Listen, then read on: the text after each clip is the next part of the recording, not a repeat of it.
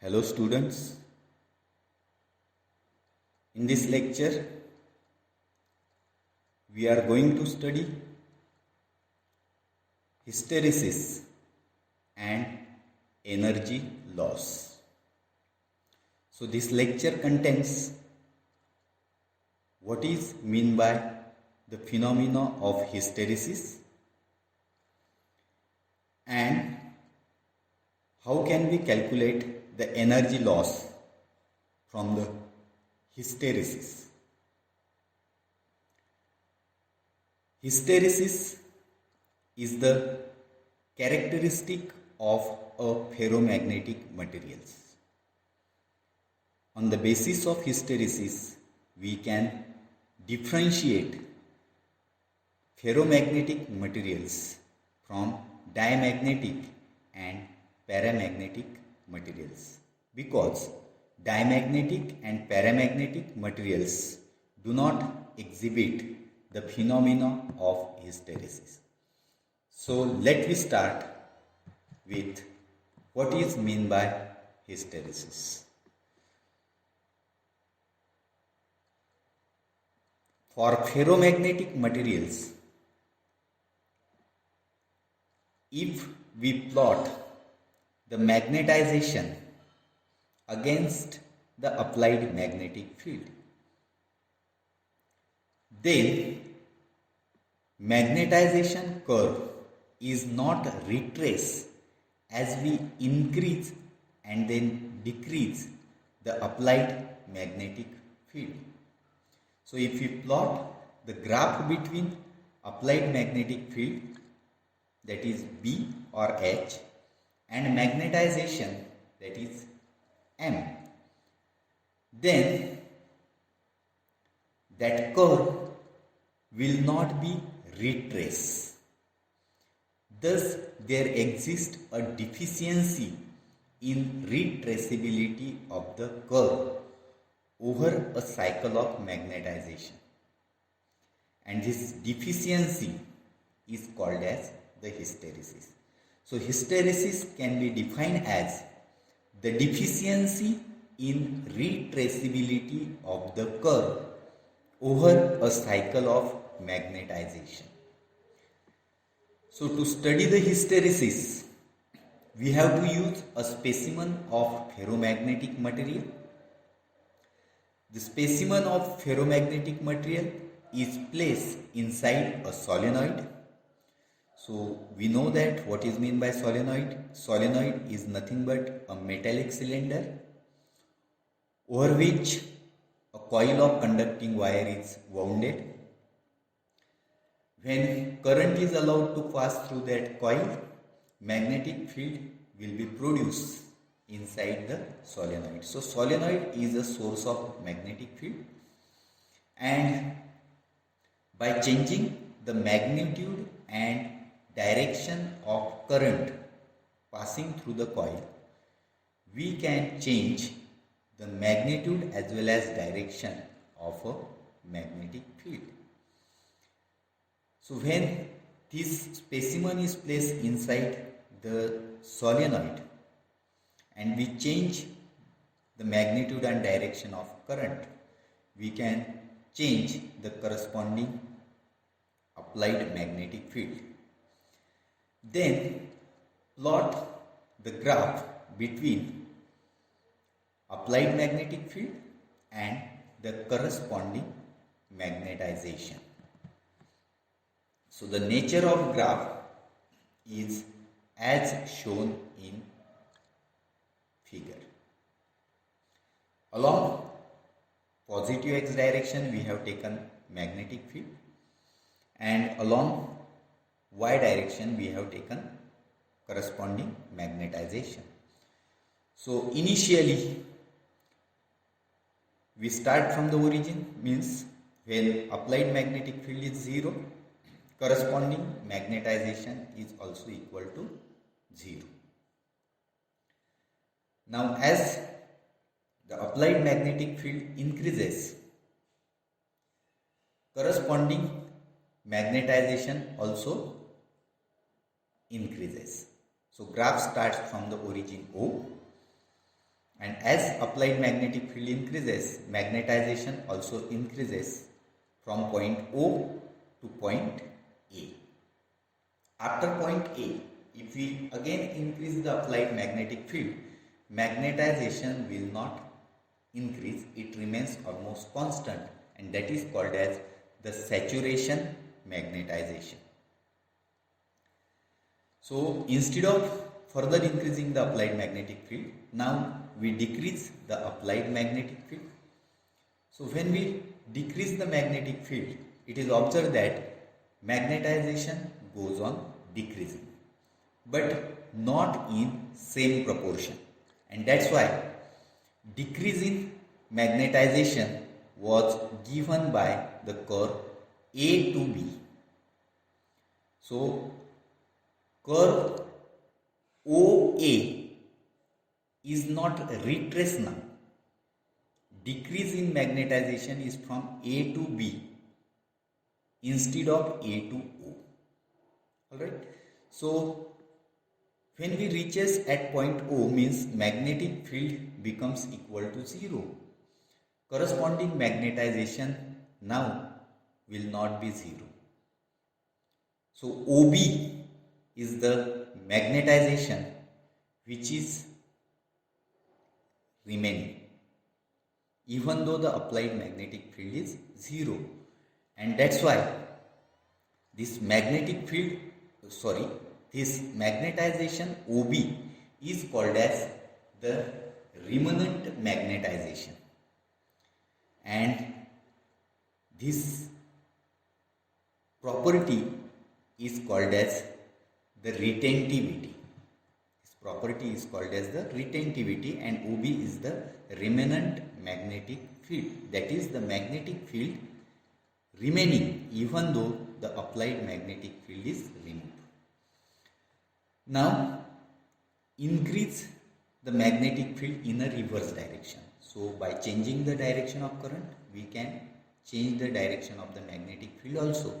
So reverse the direction of applied magnetic field and increase magnetic field in a reverse direction, that is in a negative x direction. So the magnetization again goes on decreasing from point B to point C. So at point C, magnetization becomes equal to 0. So OC is the reverse magnetic field which is required to make magnetization 0, and that magnetic field which is required to make magnetization 0 is called as the coercive field. So OC is the coercive field, and that property is called as the coercivity.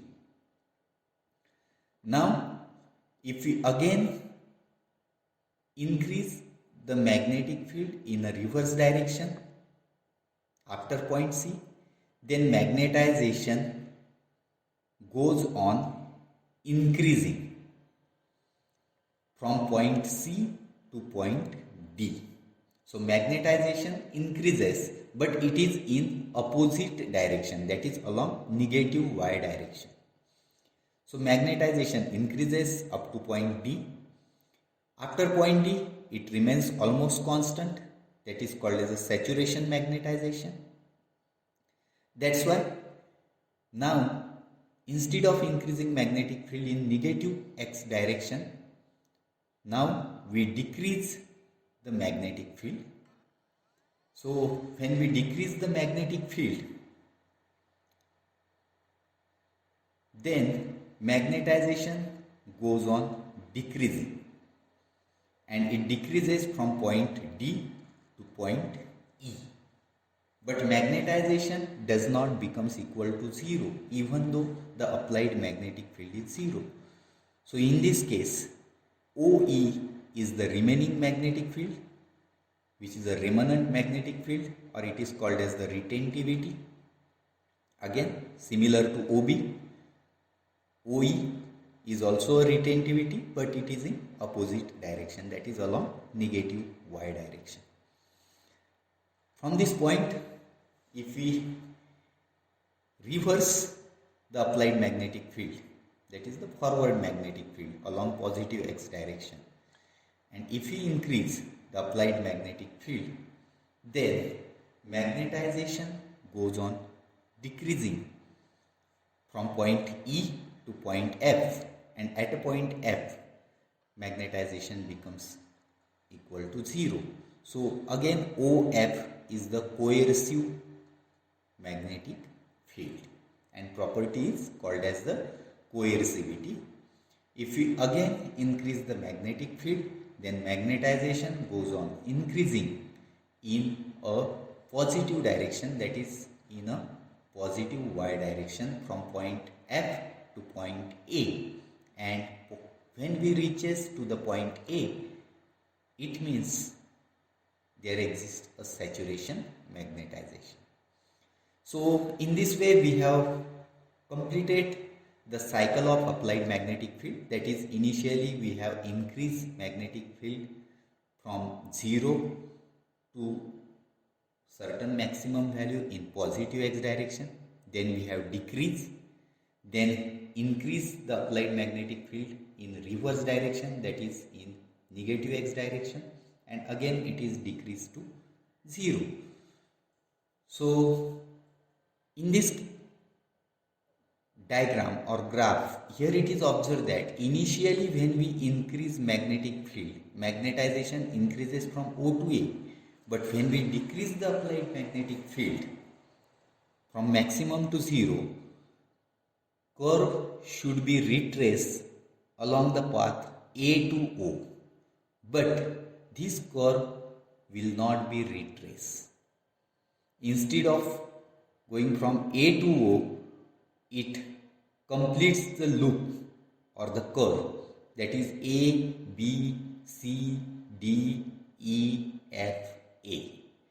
So this loop which is obtained is called as the hysteresis loop, or this curve is called as the hysteresis curve, and this is because of the deficiency in retraceability of the curve, and that's why it is called as the hysteresis. Alright, so this is all about the hysteresis, how the hysteresis curve can be plotted. Alright, then next one is the energy loss. So what is the energy loss due to hysteresis? That we have to find out.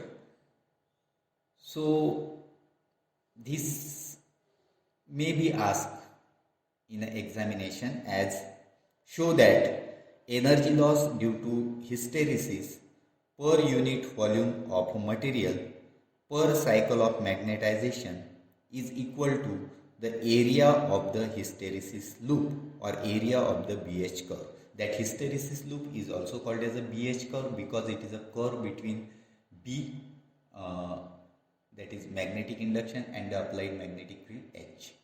So that is also called as a BH curve. So we have to show that energy loss is equal to the area of hysteresis loop or BH curve. So for that, let H bar is the applied magnetic field or strength of applied magnetic field, and BA bar is the magnetic induction due to applied magnetic field, and therefore relation between magnetic induction and magnetic field strength is known to us.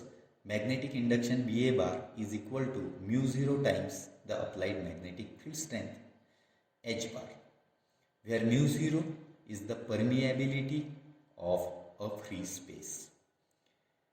If M bar is the intensity of magnetization, so due to applied magnetic field, that material, ferromagnetic material, will get magnetized, so there will be a magnetization. So M bar is the intensity of magnetization, and Bm bar is the magnetic induction due to magnetization. Then Bm bar can be written as Bm bar is equal to mu 0 times the M bar. Now we get two types of magnetic induction. one due to applied magnetic field, that is BA bar, and other due to magnetization, which is BM bar, and hence the total magnetic induction BT bar is equal to the sum of magnetic induction due to applied magnetic field and magnetic induction due to magnetization. So BT bar is equal to BA bar plus BM bar. So use the value of BA bar and BM bar. Mu 0 will be common. So BT bar is equal to mu 0 times H bar plus M bar, and let me denote it by equation 1.